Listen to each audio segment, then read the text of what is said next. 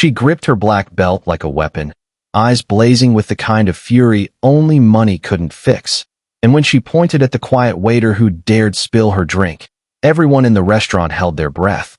Because Victoria Cross had never lost a fight, and she had no idea she was about to challenge a ghost.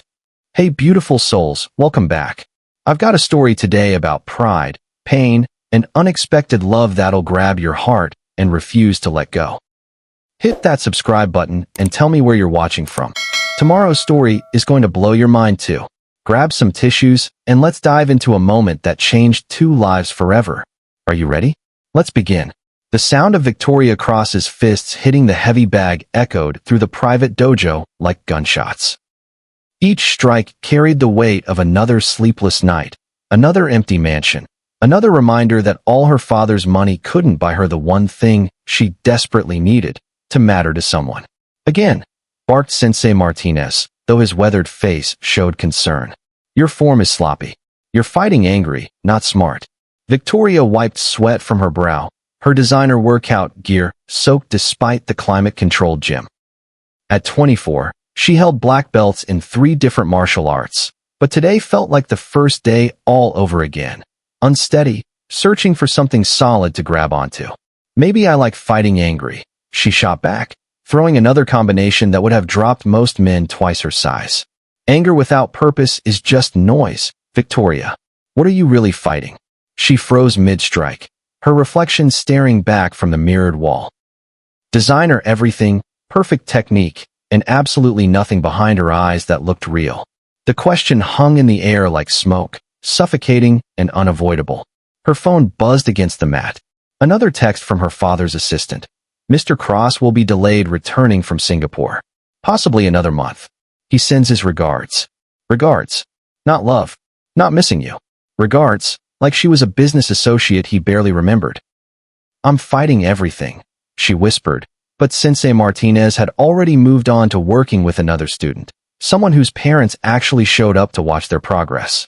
Victoria grabbed her keys to the Porsche, the same car her father had bought to apologize for missing her college graduation. She had somewhere to be, some charity dinner at Meridian, the kind of place where rich people went to feel better about having money by writing checks they'd never miss.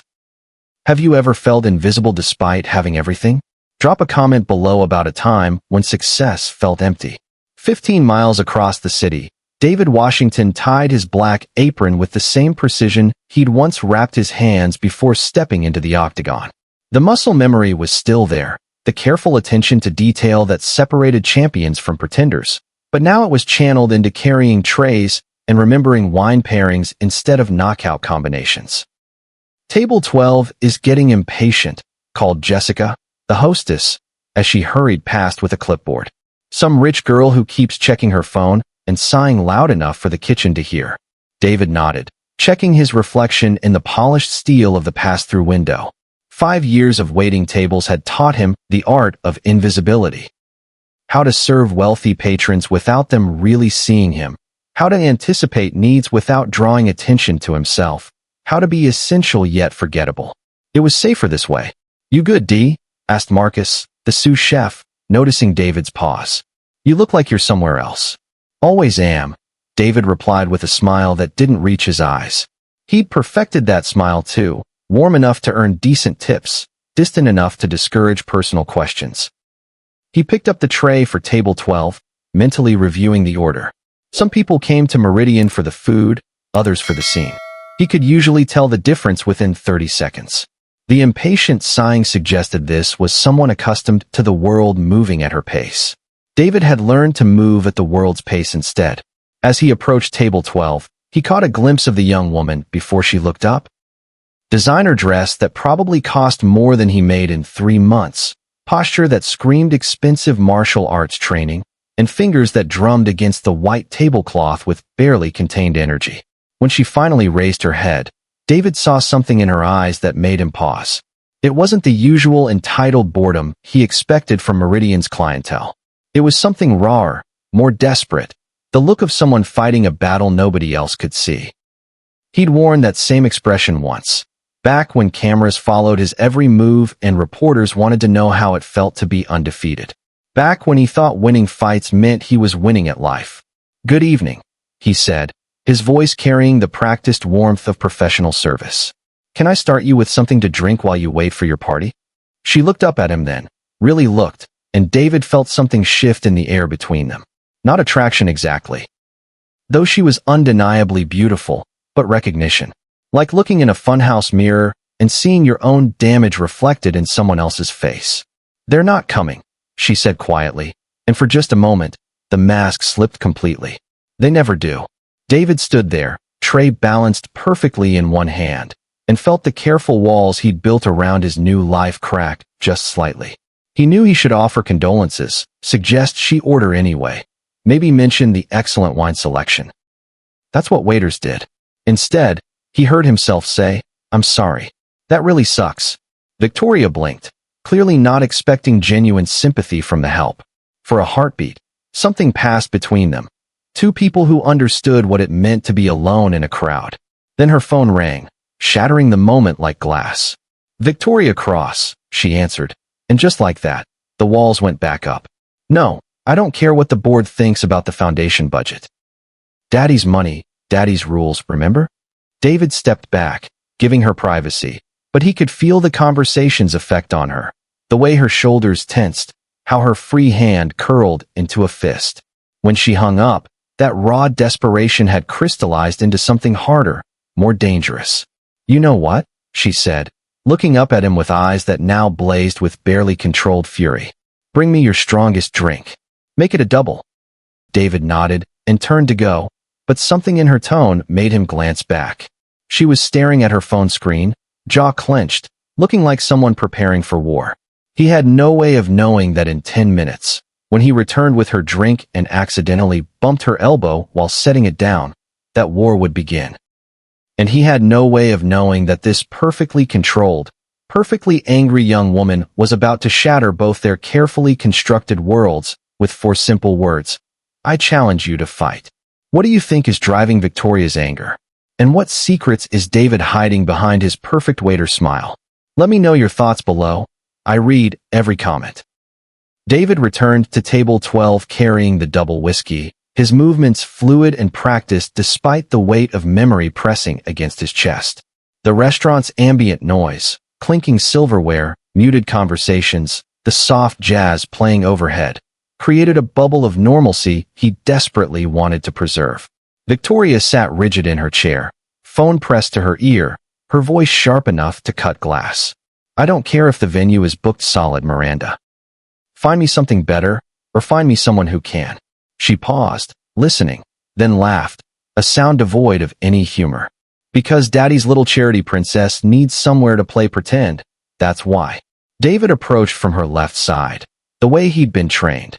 Never startle wealthy patrons, never interrupt their conversations, never make them feel watched. The crystal tumbler felt heavier than it should in his hands. "Tell the board I'll personally write a check that makes their pathetic contributions look like lunch money." That's when it happened. David's foot caught the edge of the oriental rug beneath her table, a rug that had been slightly askew since the dinner rush, invisible to everyone except someone who'd spent years learning to read every detail of an opponent's environment. His hip bumped the table's corner with the softest possible impact. The whiskey glass tilted. Time slowed, the way it used to in the octagon when he could see a punch coming and had maybe half a second to decide his counter.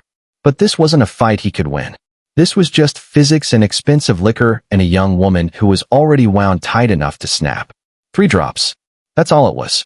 3 amber drops that caught the restaurant's soft lighting as they fell, landing on the silk sleeve of Victoria's designer dress like tiny meteors hitting pristine snow. She looked down at her sleeve, then up at David, then at the glass in his hand.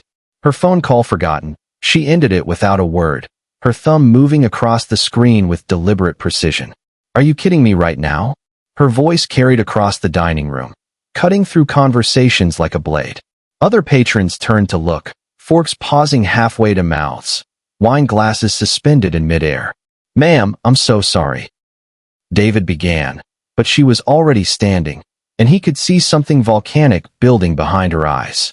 "Do you have any idea what this dress cost?" She held up her sleeve, displaying the barely visible spots like evidence in a murder trial. This is Valentino. This costs more than you probably make in 6 months. David felt the familiar tightness in his chest, the same feeling he'd gotten right before stepping into the ring with someone dangerous. But this wasn't an opponent he could study, couldn't prepare for. This was something else entirely. I understand you're upset, and I take full responsibility, he said, his voice steady despite the growing audience. Let me get you the manager, and we'll take care of cleaning costs, replacement, whatever you need. Whatever I need. Victoria stepped closer, and David caught something in her movement. The precise footwork of someone trained to fight, the coiled tension of a spring ready to release. What I need is for people to do their jobs without destroying my property. The other waitstaff had stopped moving. Jessica stood frozen by the hostess stand, her clipboard clutched like a shield.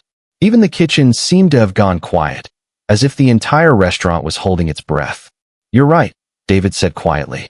I made a mistake, and I'm sorry. Let me make it right. Make it right. Victoria's laugh was sharp, brittle. You want to make it right? Do you know who I am? David studied her face, the flush of anger, the way her hands had automatically shifted into a fighting stance, the desperate fury of someone who'd been pushed past their breaking point by something much bigger than spilled whiskey. You're someone having a really bad day, he said softly, and for just a moment, her expression flickered.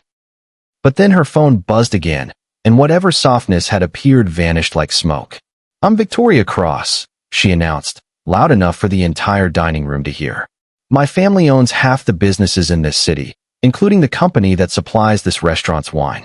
And you, she pointed at David with a finger that trembled slightly. You just ruined a $5,000 dress because you can't be bothered to watch where you're walking. David felt something cold settle in his stomach. He'd seen this before, not in restaurants, but in the moments before a fight turned dirty, when skill and strategy gave way to pure ego and rage. Ma'am, please, he said, raising his hands in a gesture meant to calm. I know you're angry, but angry. Victoria stepped closer, close enough that he could smell her expensive perfume, could see the pain hiding behind her fury. You think this is about anger? The restaurant had gone completely silent now. Even the jazz had stopped playing, as if the entire world was waiting to see what would happen next. Victoria looked around at all the watching faces, then back at David. When she spoke again, her voice carried across the room like a challenge thrown down in an ancient coliseum. I have a 3rd-degree black belt in Taekwondo, a 2nd degree in karate, and I've been training in Muay Thai for 3 years. She paused, letting that sink in. You just disrespected me in front of all these people. So here's what's going to happen. David felt his pulse quicken, not with fear, but with recognition. He knew that tone, that stance, that look in her eyes. He'd seen it in mirrors before his biggest fights. I challenge you to fight, Victoria said, her words ringing through the silent restaurant like a bell. Right here, right now? Unless you're too much of a coward to face someone who can actually fight back. The silence that followed was deafening.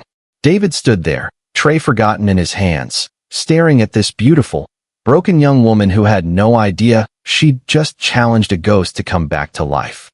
And in that moment, watching her chest rise and fall with barely controlled fury, seeing the desperate need for control that drove her challenge, David felt something he hadn't experienced in 5 years.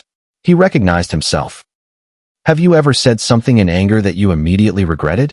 What do you think is really driving Victoria's challenge, pride or pain? Share your thoughts below. The silence stretched like a taut wire, ready to snap. David could feel the weight of every gaze in the restaurant, the collective held breath of people witnessing something that would either end in humiliation or violence, possibly both. Ma'am, he said carefully, setting the tray down on a nearby empty table with deliberate slowness. I think there's been a misunderstanding. Victoria's eyes narrowed. The only misunderstanding here is you thinking I'm bluffing.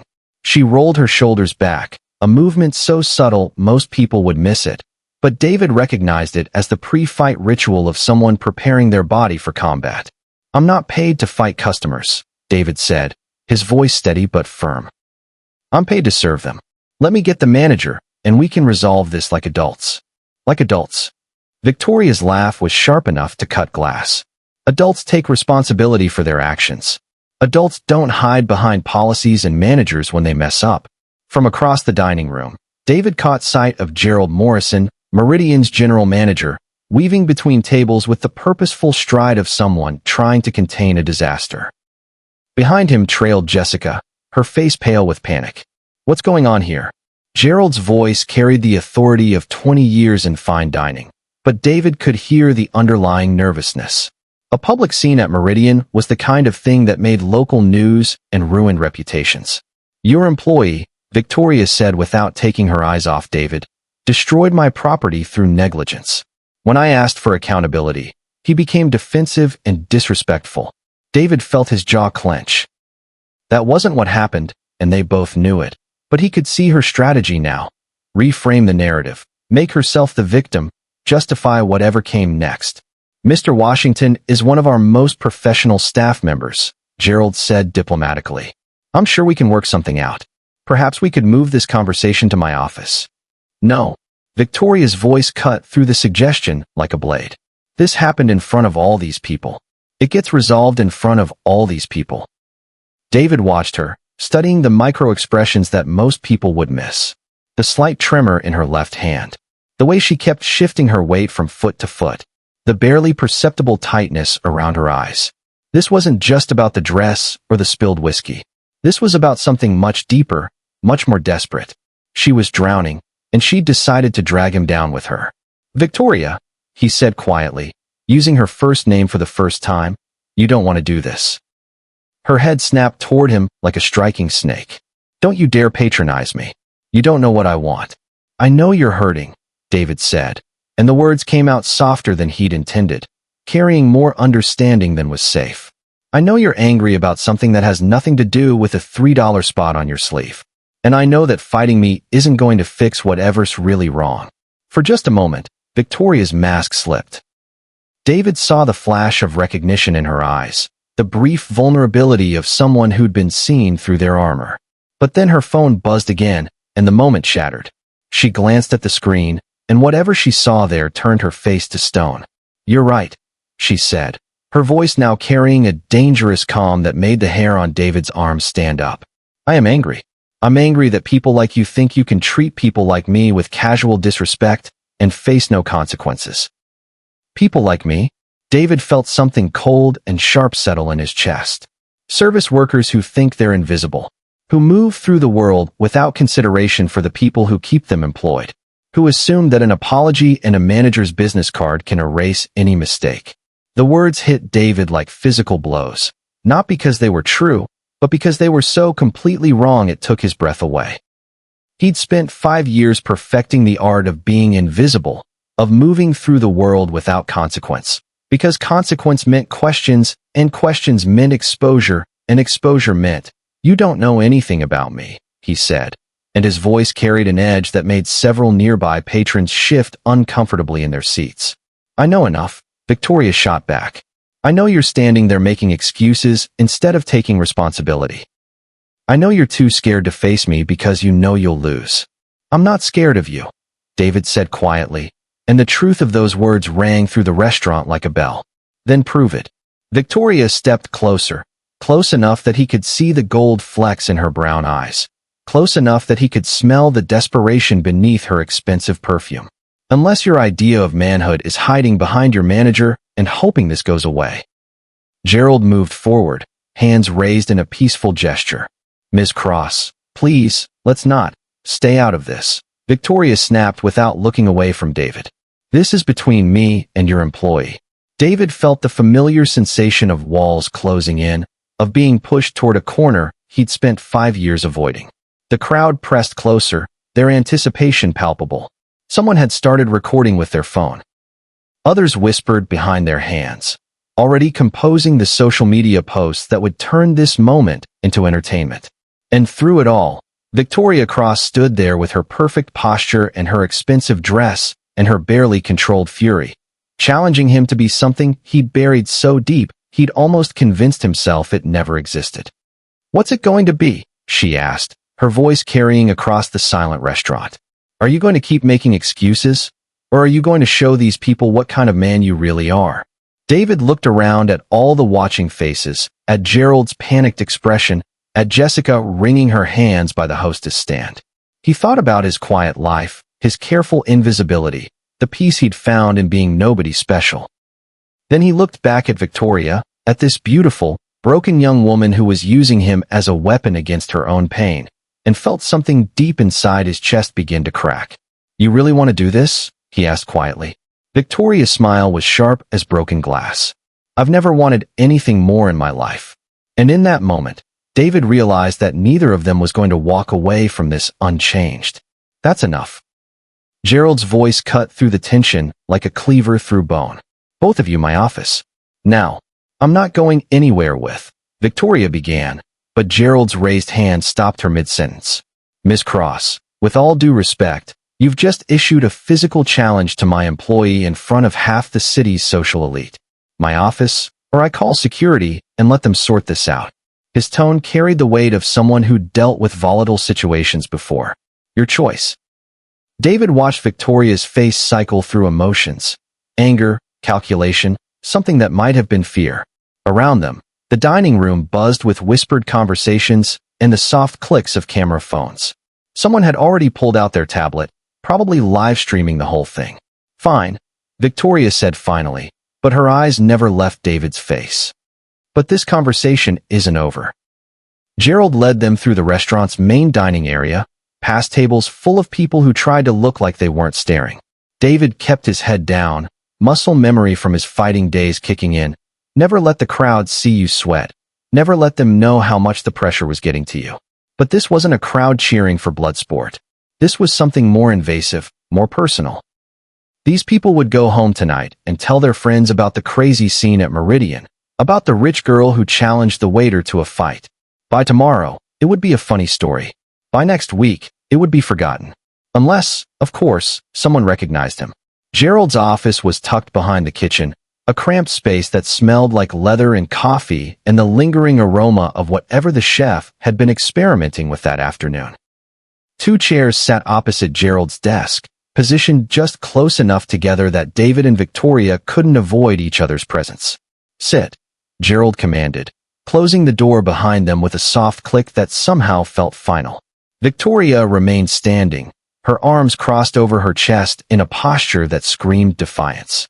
David leaned against the wall by the door, as far from both of them as the small space would allow. "Now," Gerald said, settling behind his desk with the weary expression of a man who'd rather be anywhere else. "Someone want to explain to me how a simple dinner service turned into a public challenge to combat." "Your employee," Victoria started. "David," Gerald interrupted. "His name is David. He's worked here for 3 years, has never had a single complaint, and regularly receives commendations from guests for his professionalism." Victoria's jaw tightened. "Well, your paragon of professionalism just ruined a $5,000 dress." "With 3 drops of whiskey," Gerald said dryly. "Which, I might add, we've already offered to have professionally cleaned or replaced. It's not about the dress." The words came out sharper than Victoria had intended, and David saw her immediately regret the admission. "Then what is it about?" David asked quietly, and both Victoria and Gerald turned to look at him. Victoria's eyes flashed. "It's about accountability. It's about consequences. It's about people taking responsibility instead of hiding behind excuses. And fighting me accomplishes that. How exactly?" David pushed himself off the wall, taking a half-step closer. "What happens after you knock me unconscious in front of all those people? Do you feel better? Does it fix whatever's really eating at you?" "You don't know anything about what's eating at me," Victoria shot back, but her voice carried less conviction than before. "I know you're not really angry about the dress," David said, and something in his tone made Victoria go very still. "I know you came here alone tonight, expecting people who never showed up. I know you've been having phone conversations that make you look like you want to put your fist through a wall. And I know that challenging random strangers to fights isn't normal behavior for someone who has their life together." Victoria stared at him for a long moment, her expression unreadable. "You think you're pretty observant, don't you?" "I think you're in pain," David said simply. "And you're looking for someone to hurt who won't hurt you back." The silence that followed was thick enough to cut. Gerald looked between them like a referee trying to decide whether to step in or let them work it out themselves. "You're wrong," Victoria said finally, but her voice lacked the fire it had carried in the dining room. Am I? David took another step closer, close enough now that he could see the slight tremor in her hands, the way she kept glancing toward the door like she was planning an escape route. Because from where I'm standing, you look like someone who spent so much time fighting the world that you've forgotten there might be people in it who actually give a damn. Victoria's breath caught, just slightly, but David heard it. He also saw the way her perfectly composed facade flickered, like a candle in the wind. You don't know me, she whispered, but it sounded more like a plea than a denial. No, David agreed, I don't. But I know what it looks like when someone's drowning and decides to take everyone else down with them. And you're an expert on drowning? Victoria's voice carried a bitter edge, but underneath it, David heard something else. Curiosity, maybe even hope. David was quiet for a long moment, aware that Gerald was watching them both with growing interest, aware that whatever he said next would change the trajectory of this entire encounter. Yeah, he said finally, his voice so quiet it was barely audible in the small space. I am. Victoria studied his face, and David saw the exact moment when she realized there was more to him than she'd initially assumed. Her posture shifted, became less aggressive and more searching. What happened to you? She asked, and the question carried none of the venom from before, just genuine curiosity and something that might have been concern. David felt the familiar tightness in his chest, the warning bells that had kept him safe for 5 years. But looking at Victoria's face, seeing the real person beneath all that anger and hurt, he found himself at a crossroads he hadn't expected. Tell the truth and risk everything he'd built. Or lie and watch this broken young woman walk away, probably to hurt herself or someone else. It's complicated, he said, which wasn't really an answer at all. Victoria nodded slowly, as if she understood the weight that simple phrase carried. Most things worth talking about are, she said, and for the first time since he'd met her, her smile looked genuine. What do you think David is hiding, and why is Victoria really so angry? Sometimes the people who challenge us the most are the ones who need our help. Drop your thoughts below. Gerald cleared his throat, the sound cutting through the strange intimacy that had settled over the small office. Look, I appreciate whatever's happening here, but I've got a dining room full of people with phones who are probably already posting about this on social media. We need to figure out how to resolve this situation.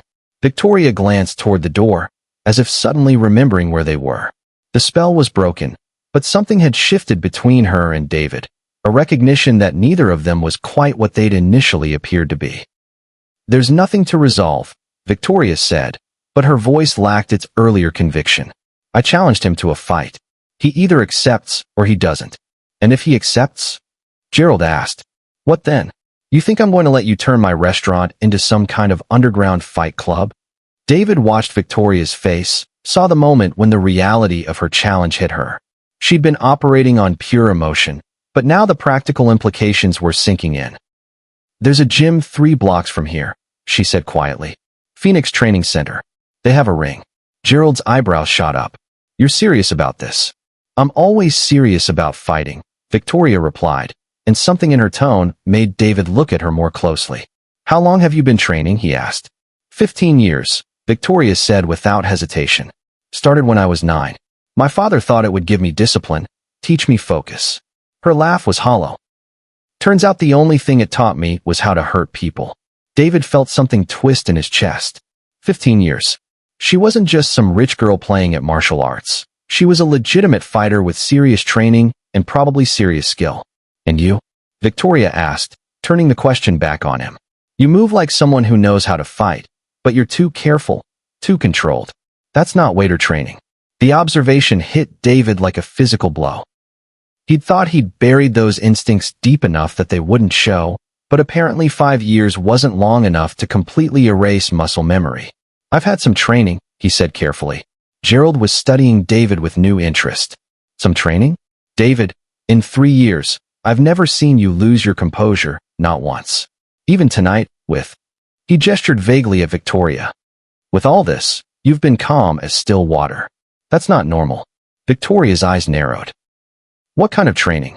David felt the walls closing in again, but this time, there was nowhere to retreat. The office was too small, the questions too direct, and Victoria too perceptive to be deflected with vague answers. Mixed martial arts, he said finally, the words feeling strange on his tongue after years of silence. For how long? Victoria pressed. David hesitated, knowing that once he opened this door, there would be no closing it again. But looking at Victoria's face, seeing the genuine curiosity mixed with something that might have been respect, he found himself answering honestly. 12 years of training. 7 years fighting professionally. The silence that followed was deafening. Gerald's pen slipped from his fingers, clattering onto his desk. Victoria went very still, her face cycling through expressions too quickly to track. Professionally, she repeated, her voice barely above a whisper. As in sanctioned bouts, televised matches, title contention. David's voice was flat, emotionless, like he was reciting someone else's biography. Victoria pulled out her phone with movements that seemed almost mechanical. Her fingers flew across the screen, and David knew what she was doing. Searching, cross-referencing, trying to match the quiet waiter in front of her with whoever he used to be. "What was your fighting name?" she asked without looking up from her phone. David closed his eyes. David the Ghost, Washington. Victoria's phone slipped from her hands, clattering to the floor. When she looked up at him, her face was white as paper. "You're the Ghost," she whispered. "David Washington. Undefeated in 23 professional fights. Former WEC middleweight champion. You disappeared from the circuit 5 years ago after." She stopped, her eyes going wide. "Oh my God. After the accident." David felt something crack open inside his chest, something he'd kept sealed and buried for 5 years. The way Victoria was looking at him now, not with anger or challenge, but with something that looked suspiciously like horror mixed with understanding, made him want to bolt from the room. "What accident?" Gerald asked, but neither David nor Victoria seemed to hear him. "Emily," Victoria said softly, and David flinched like she'd struck him. "Emily Harrison. She was your fiancée." She was in the car when Victoria stopped, pressing her hand to her mouth. "I remember now. It was all over the news. The drunk driver, the hospital, the coma." "Stop," David said, his voice rough with pain he'd thought he'd learned to control. But Victoria couldn't stop, wouldn't stop. "You were supposed to fight for the UFC title that weekend. Instead, you spent 3 months sitting beside her hospital bed, waiting for her to wake up." "She never did," David said quietly, and the words seemed to echo in the small space like a prayer or a confession. Victoria stared at him, and David saw the exact moment when she understood, not just what had happened to him, but why he'd disappeared, why he'd chosen invisibility over fame, why he'd been so careful to avoid exactly this moment of recognition and revelation.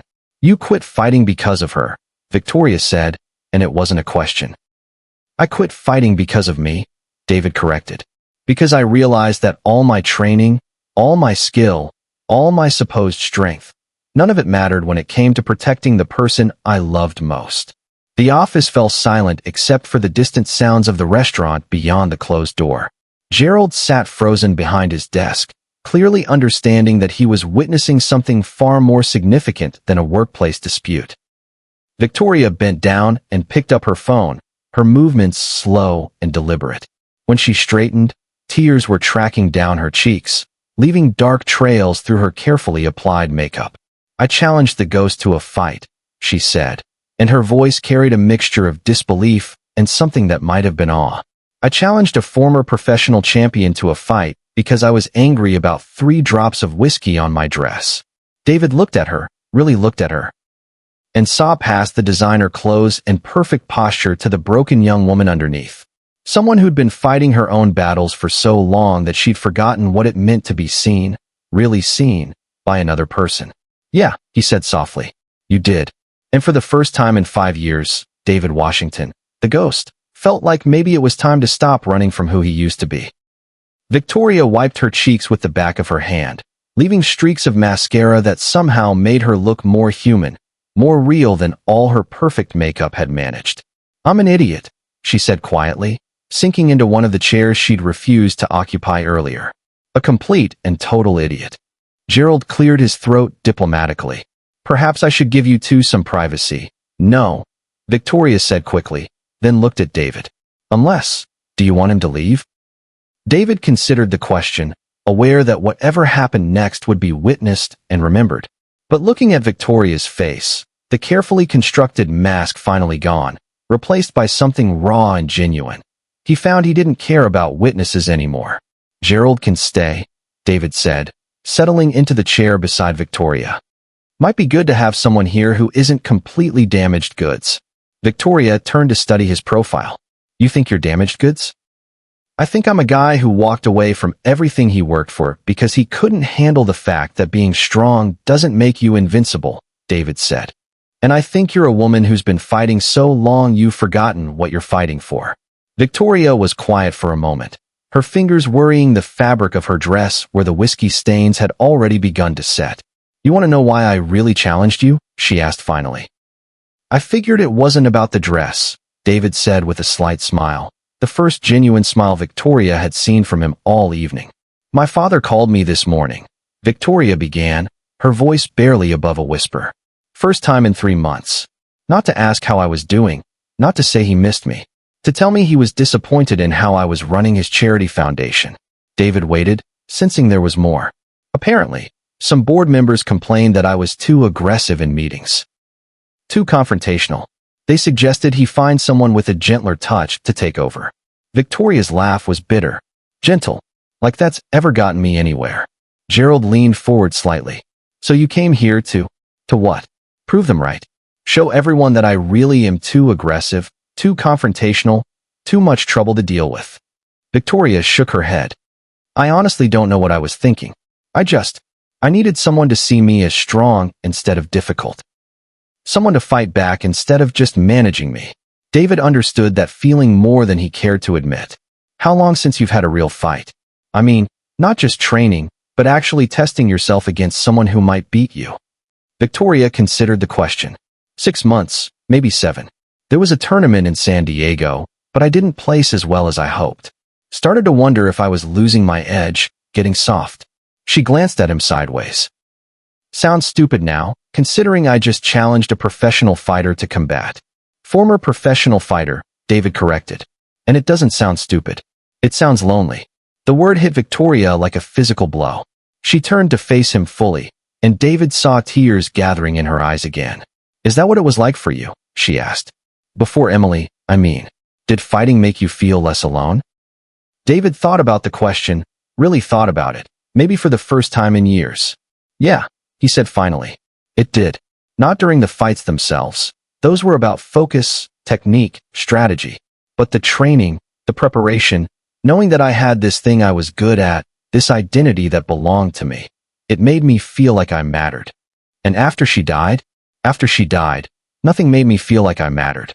Fighting least of all." David's voice was steady, but Victoria caught the slight tremor underneath. Hard to care about winning when you've already lost everything important. Victoria reached out impulsively, her hand covering his where it rested on the arm of his chair.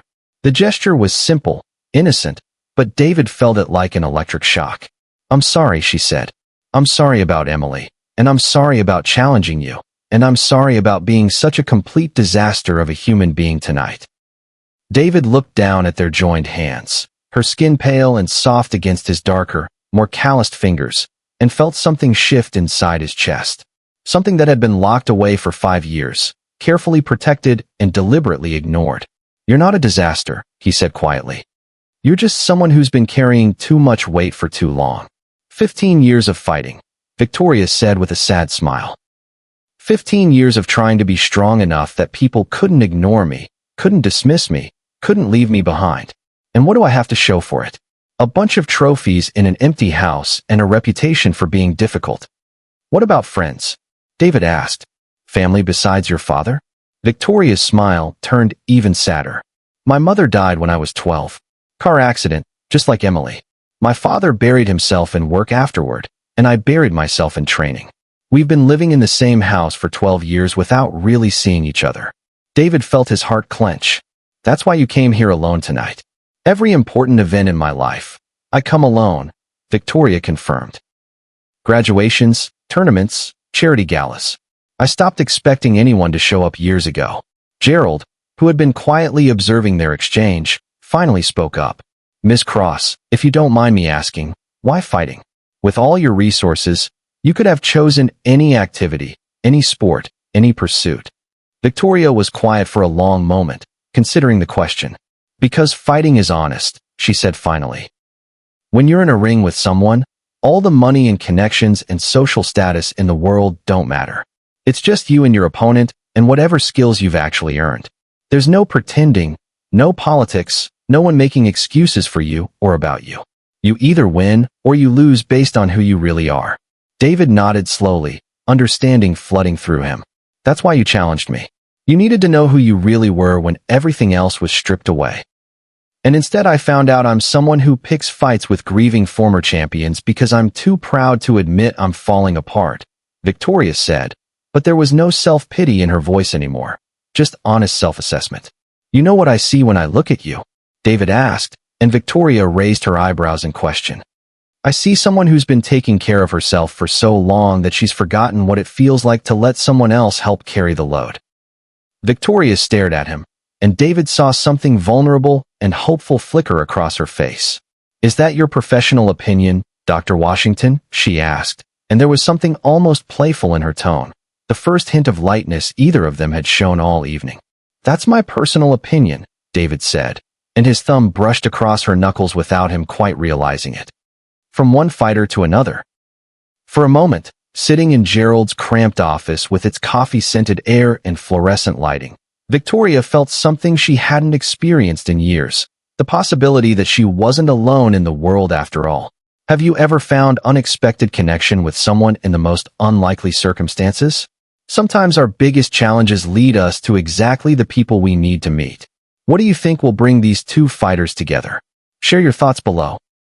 The spell of connection that had settled over the small office was shattered by the sharp buzz of Victoria's phone against Gerald's desk. She glanced at the screen, and David watched her face transform, the softness disappearing, replaced by something hard and defensive. I have to take this, she said, pulling her hand away from his so quickly it felt like a rejection. Victoria Cross speaking, she answered, her voice crisp and professional in a way that made David feel like the last 10 minutes had been a hallucination. David couldn't hear the voice on the other end, but he could see its effect on Victoria, the way her spine straightened, how her free hand clenched into a fist, the careful mask sliding back into place like armor. No, Miranda, I'm handling it, Victoria said, her tone sharp enough to cut glass. Yes, I'm aware that people are posting about it. No, I don't need Daddy's PR team to clean up my mess. Gerald caught David's eye and nodded toward the door, silently suggesting they give Victoria privacy for her call. But as David started to rise, Victoria held up a finger, indicating he should stay, even as her conversation continued. Because it's none of their business, that's why. Victoria snapped into the phone. Tell the board members that if they have concerns about my behavior, they can schedule a proper meeting instead of gossiping like teenagers. She paused, listening, and David saw her jaw tighten. What do you mean? Damage control. What kind of damage could possibly? Victoria stopped mid-sentence, her eyes going wide. He said what? David felt a chill run down his spine as Victoria's gaze flicked toward him, then quickly away. Put him on, Victoria said, her voice deadly quiet. Another pause, longer this time, and when Victoria spoke again, her entire demeanor had changed.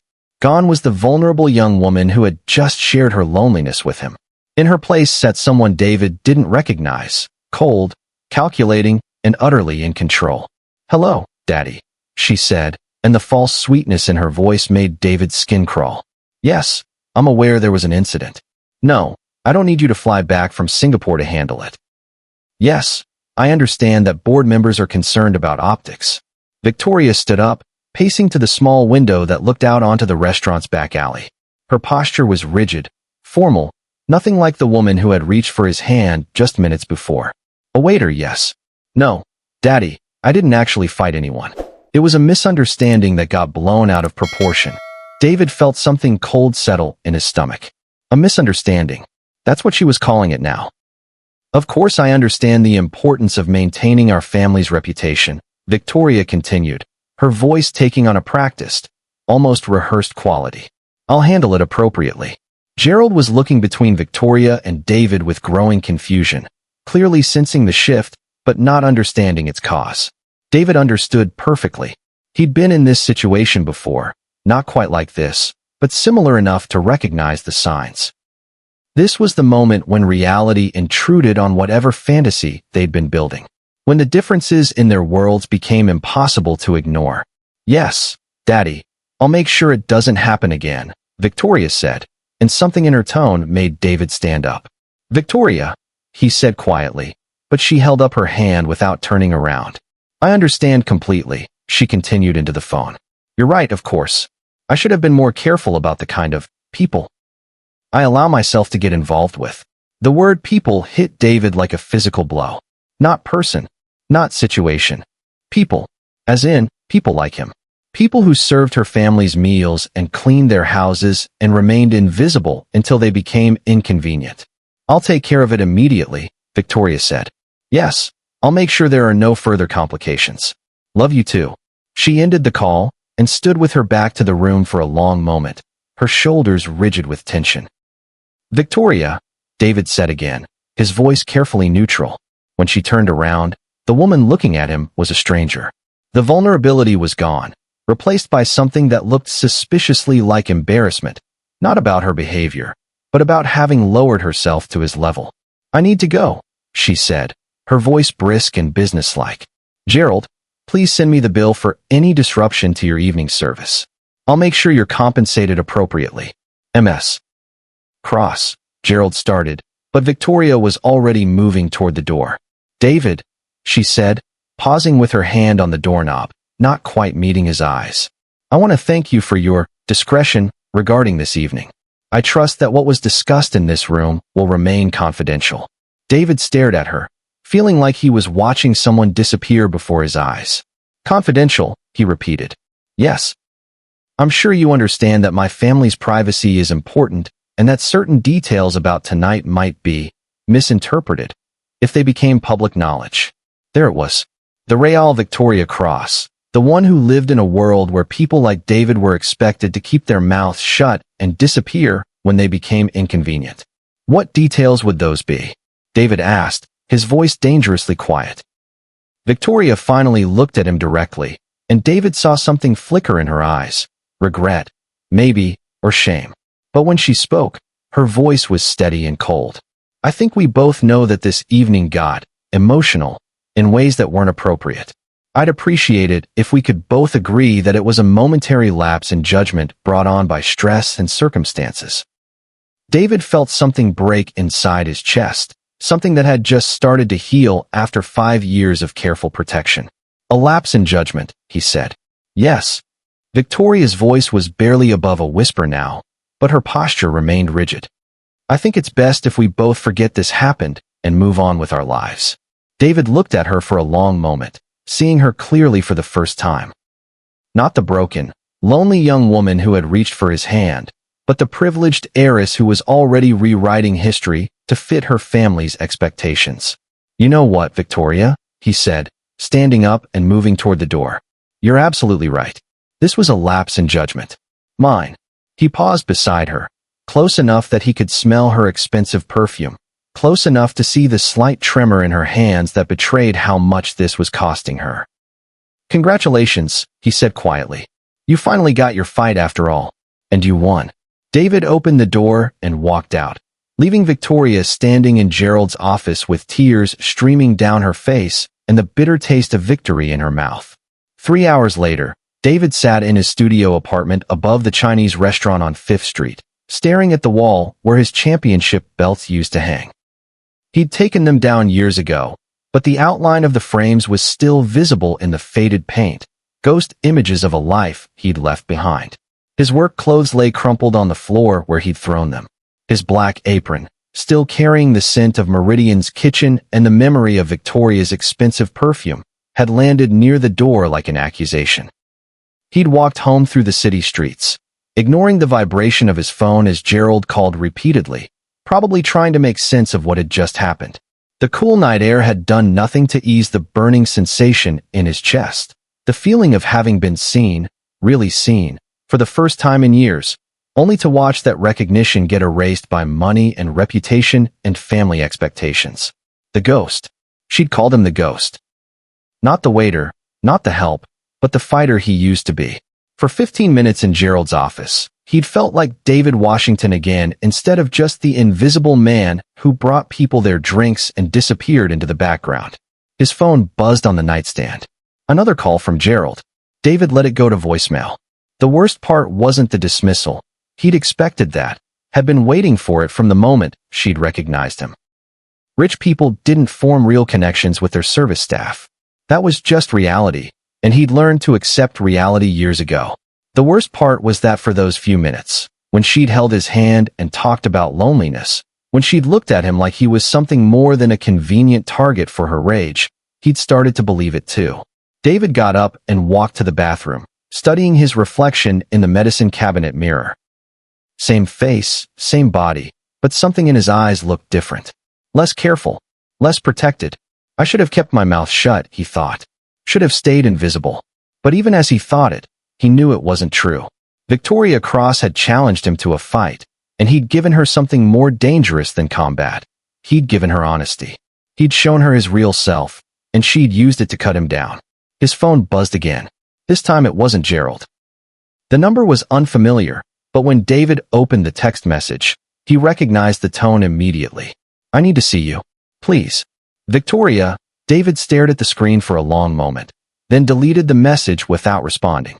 Across the city, Victoria sat in the back of her driver's car in the parking garage beneath her father's downtown high-rise, her phone clutched in her hands like a lifeline. She'd been there for 2 hours, unable to face the empty penthouse that waited 40 floors above, equally unable to drive away. The conversation with her father played on repeat in her mind, each word cutting deeper than the last. I'm disappointed in you, Victoria. This kind of behavior reflects poorly on our family name. You need to be more careful about the kind of people you associate with. The kind of people. As if David Washington. David the Ghost, Washington, former champion. The man who'd walked away from millions of dollars and a title shot to sit beside his dying fiancé's hospital bed, was somehow beneath her consideration. Her makeup was ruined, streaks of mascara painting abstract patterns down her cheeks. Her $5,000 dress was wrinkled from sitting in the car, the whiskey stains on the sleeve now completely dry and permanent. 3 drops of whiskey. That's what had started this entire disaster. No, that wasn't true. The disaster had started long before tonight, maybe 15 years ago, when she'd first put on boxing gloves to try to earn her father's attention.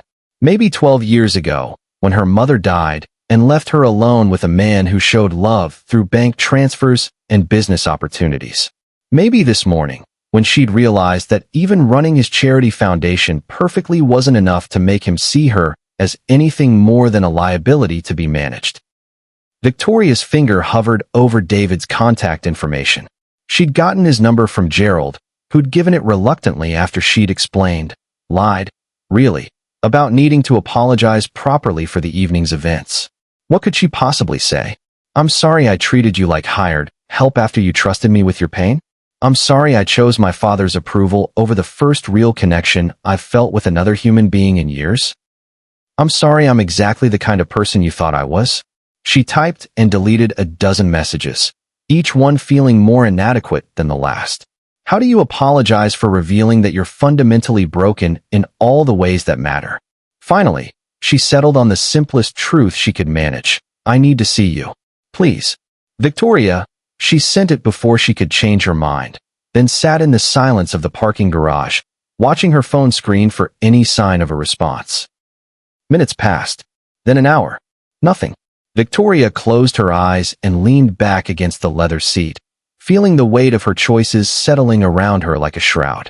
She'd had something real, something honest, something that might have grown into something beautiful, and she'd thrown it away for the approval of a man who would never love her enough anyway.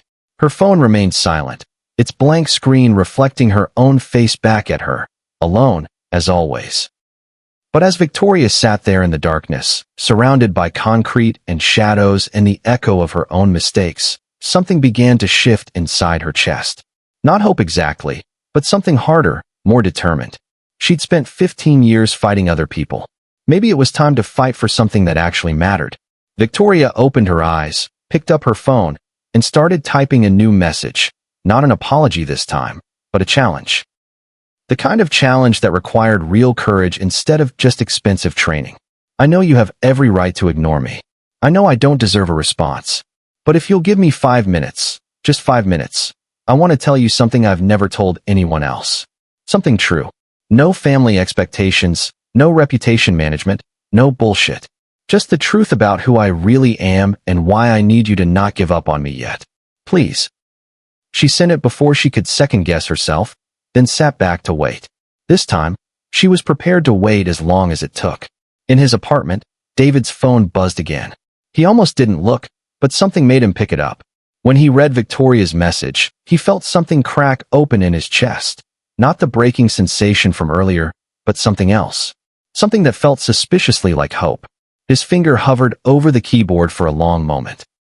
Then, against his better judgment and every instinct that had kept him safe for 5 years, David Washington began to type.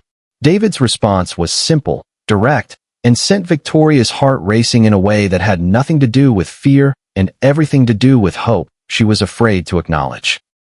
57 minutes later, Victoria stood outside the gym she'd mentioned to Gerald, her designer dress replaced by simple workout clothes, her perfect makeup scrubbed away to reveal a face that looked younger, more vulnerable, more real than David had ever seen. The Phoenix Training Center was nothing like the upscale martial arts studios Victoria usually frequented. It was raw, honest. Exposed brick walls covered with photos of fighters, the air thick with the scent of sweat and determination and dreams that might or might not come true. David was waiting for her in the center of the main training area, changed into athletic clothes that somehow made him look more like himself than the waiter's uniform ever had. He stood beside a boxing ring, his posture alert but not aggressive, like he was ready for whatever came next but wasn't going to force the outcome. "You came," Victoria said, stopping a few feet away from him. "You asked me to," David replied simply. They studied each other in the dim lighting. Two fighters who had spent the evening learning that their real battles weren't with each other, but with themselves. "I owe you an apology," Victoria began, but David held up his hand. "Before you say anything else," he said, "I need you to know something." "What happened tonight?" "In Gerald's office, when we were talking." That wasn't a lapse in judgment for me. That was the first time in 5 years I felt like I remembered who I was. Victoria's breath caught. "David, I'm not finished," he said gently. "When you called it a lapse in judgment, when you asked me to forget it happened, it felt like losing Emily all over again.